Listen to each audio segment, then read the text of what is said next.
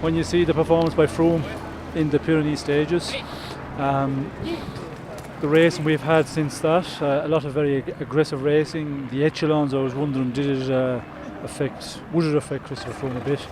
Would it, have taken a lot of his energies? But the answer is certainly not. We see today on Ventoux he was so impressive once again. And the attacks he was putting in is just unbelievable, the way he can go on the climb. And yeah, I did say yesterday we will see a clearer picture when we finish the stage to Ventoux. I've been saying that for the last 2 days. It's definitely a clear picture now. It's going to be impossible, really, I think, to challenge Froome for the win in Paris. But the Tour of France is special. We've seen this race has been special with the wind, the way the race can turn about. You can lose a number of minutes very quickly.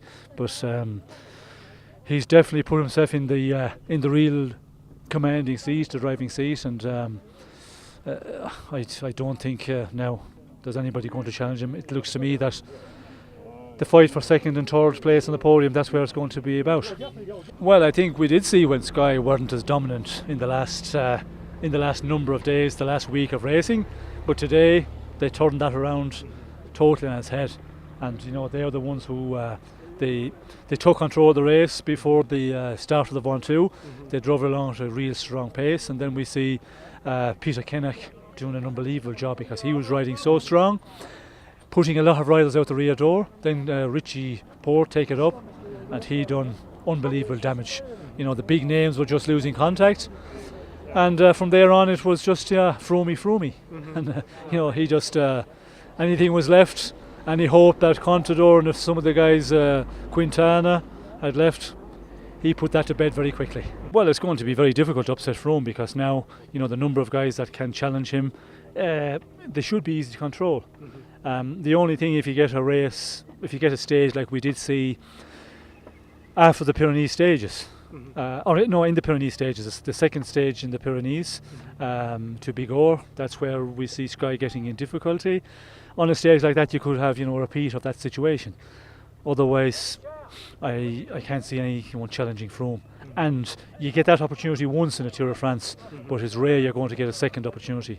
And I don't think we will see a second opportunity where we get a situation where Sky were, everybody from Sky was out except for Froome, and there was still over 100 kilometres to go. Well, I think Sagan, he did it last year also. He was away in a breakaway, which was won by Luis Leon Sanchez the day the tacks were throwing on the road when the peloton came through. He's capable of doing that. In a mountain stage, when there's mountains to start, he can get over the mountains and get into the breakaway and pick up some valuable points. Today was a flat stage. You had to be aggressive, you have to be good, you have to be real good to get into the breakaway. We see today, the second hour was 50 kilometres per hour average. That tells you how fast it was going. It was going at 47 point something in the first hour. So it's only the strong guys, the guys still with a lot of energy left, are managing to get into the breaks. Sagan has that, and he picked up a huge advantage again. The intermediate sprint picked up a lot of valuable points, and that race is over.